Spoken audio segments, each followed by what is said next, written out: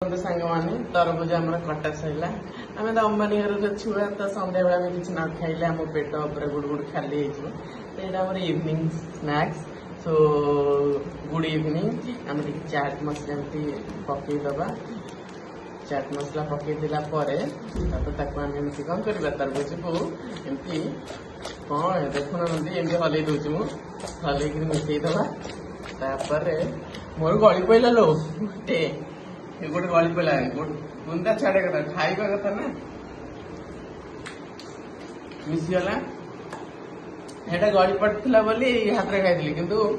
Actually fork रे हमें खाऊ फोर्क मैं कंटा चामच रे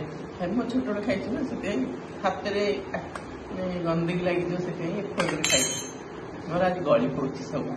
आपण मन आशा बोधे अच्छे गली पड़चे आपन तो केवे खाई ना से हाँ मुझे खाऊँ आपण मैंने किन खाइले खाइबे ना मोर ढो।